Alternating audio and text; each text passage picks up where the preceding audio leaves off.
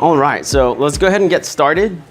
My name is Alexey Volchek, and I'm here to make you guys think, okay? Content marketing is more of a philosophy rather than anything scientific or specific. I mean, it can be scientific and specific, but you know, this is a full house here, full room of various levels of folks who are probably doing some content marketing already, and some who have just joined and have no idea what's going on, right, as far as content marketing. So I want to kind of pull back and start off with just the big picture of what is content marketing. And then we'll go from there as far as doing a little bit Q&A, maybe bring up some specific examples and questions that you may have. My goal is for you to come out of here with some kind of like a vision or a strategy to try something for the next 30 days. Why not, right? I hear it's a slow season, isn't it? Coming in the, no? Yes? Not no? if you work it. Hey, take notes from this guy. All right, so let's go ahead and get started. So content marketing. So I did mention philosophy on content marketing, namely blogging. That's a huge, huge part of content marketing. I'm gonna bring up a couple of examples that deal with Google Plus and Google Maps. Another example where I bring up a little bit about how to think like Google so you can take advantage of the SEO strategies, okay? Now, before I go forward, I want to tell you how I kind of fell into the whole content marketing. Actually, when I came out to Hollywood about 2005, I attended American Musical and Dramatic Academy. I was actually going for acting theater. And I got my degree, I got into Screen Actors Guild, but all this time I was doing nothing but photography. That was my main kind of focus. It was more of a hobby, more of a distraction, because I found it that with camera I have my own, I'm not dependent on someone telling me what to take a picture. I can go out in the street, take pictures of a street photography and so on. But after getting my theater degree, I wasn't very satisfied. You know, there's a joke, how to get attention of an actor in Hollywood. You guys, anybody know? Waiter, excuse me. So I didn't want to end up that waiter guy, right? So I was like, you know what? I got to do something else. So I actually majored in marketing, recently graduated. And once I graduated, I was like, you know what? I have this camera, I have a marketing degree. I can probably do something with both of those. So the beautiful thing is that you guys have, well, this is an iPhone 4, by the way. My phone is broken, but you guys have iPhone 6s and 7s, right? The good thing is that these guys are so awesome, especially iPhone 7 from what I understand, that you guys can do the same. You guys can, a lot of things that I'm going to be explaining, you can do just with this camera. So that's really the nature of content marketing, is that it's accessible to anyone. You just have to spend a little time, and you have to strategize how to approach it. So before we talk about content marketing, we should talk about first content and marketing to see what content marketing is, right? So content is really anything: photos, videos, audio, written copy, illustration. I've taken all the good ones. Do you have any other examples of content? Maybe an infographic could be content, right? You guys know what this is? Virtual reality. Yes, virtual reality can be a content, right? What else is there?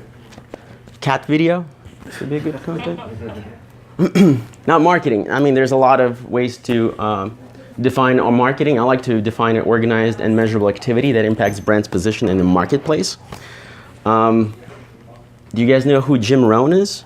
Yes. Yes. So he calls marketplace reality, right? So that's an interesting view. So merging the two, content and marketing, we have to create content in an organized manner, and not only just organize it, but activate that content in a measurable way. So the good news about today versus 1990s is that we have internet. And instead of just media, we have social media, which is accessible by all. And that's great because we can actually measure our activity.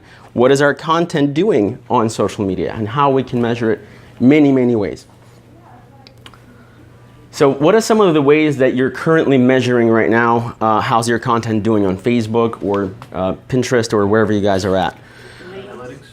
Leads, that's a good measurement. Do they Analytics, well, it shows you various things like likes, page likes, engagement with that particular post, shares, right? All of those are great measurement.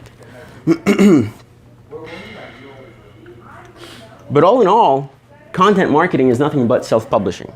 You publish your own ideas, your own visions, your own goals, and share it.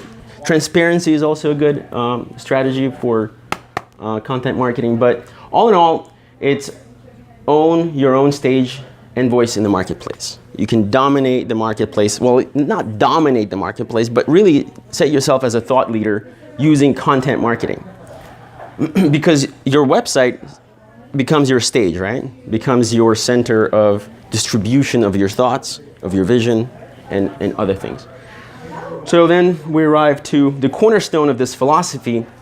I kind of want to pull back even further and talk a little bit about currency. Now, when I say currency, what's the first thing that comes to your mind? Money. Money, yeah. Now, the only thing is that money is not the only type of currency, right? Is there any other type of currency?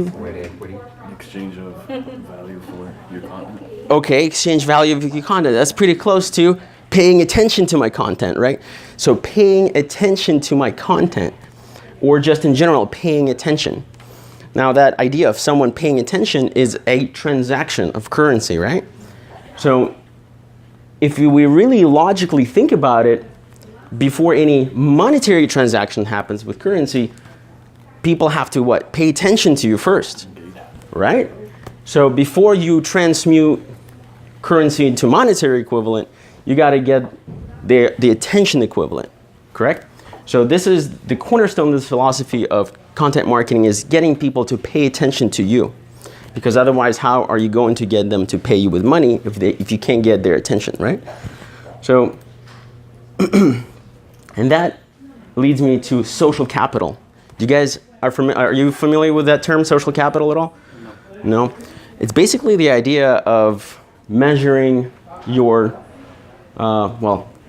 social capital is basically measurement, which today, again, going back to how in the 1990s, it was practically impossible to calculate your social capital. Followers. But today, exactly, followers, likes on Facebook, page views. If you are a big company with a good traffic on your website, you can also take a look at your ranking, how you're doing. That's all social capital. And again, it's a good idea to look at it that way, because then you can think, okay, I have this much social capital. How can I transmute that social capital into my financial capital, right? So if you have 1 million likes, you know that you're more likely to transmute that into financial capital rather than someone who has 100 likes on Facebook, right? So then the question really is, how do you get attention, right? How does your blog get attention versus someone else's blog? Well, the best way to do is be helpful. Be educational, entertaining, stimulating, etc. I mean, yeah, you can be a little bit crazy and go crazy and get attention that way, but what's the quality of that kind of attention? Are you going to be able to transmute that attention to monetary equivalent or not? So you have to kind of be careful about how you're getting attention as well, okay? I'm kind of going through this really fast because it's a broad idea of what is content marketing. But if you have any questions, just raise your hand, slow me down, or... So, is your blog content successful? So, has anybody started their blog here? Does anybody blog? What's your experience with your own content? As far as what? On your blog, is there... I've seen a couple of blogs from realtors, and a lot of it is like house for sale, and then they're showing pictures, which is fine, which is great. It's one of the strategies, of course. I started doing like keyword searches and then trying to find like things, common questions that people are actually asking on Google. Perfect. And then I'll go ahead and write a blog post about that and do some research behind it. Now, when you do that, are you also answering that question to the person who's asking that question? It depends. If it's on a forum, then yeah. Okay. I'll do that, and then... That's a good idea, because then you can do the backlink. Yes. Yeah, okay. So, is anyone else doing blogging on their website? I do. Okay. It's like 3 sections. Yeah. It's new development, opportunity, and then market value. So you have like categories of your blog. Yeah, that's Through those, you can link them to their specific value for their home. Okay, that's a good strategy. You're being helpful. Right. Right. So, I'm not sure. Do I go in example? So before I go on, it's just something that popped into my head. Something that I want to share from my acting history, I guess, pursuing the big screen stardom. What I like to do is kind of make an analogy between you as a content producer, a content curator on your own channel, the distribution of your own website, and how a studio operates. Think of TV. What time does Simpsons comes on? Anybody watch Simpsons? I don't watch Simpsons either. I just thought that you guys would be watching Simpsons. On Thursday. Okay, so anybody who loves Simpsons, anybody else watches anything else? But the point is that, let's say on Thursday at 7 p.m. Simpsons comes on, right? And people know it. People are expecting it. So it's a good idea to get into that mindset, what can I do on my blog every Thursday? You don't have to be time specific, right? But every Thursday, maybe you do some kind of Q&A that you find on the forum, and you answer that specific questions. So I mean, that's the kind of thought process that is an interesting way to adapt what has already been working for Hollywood. Why not to adapt it to your own blog?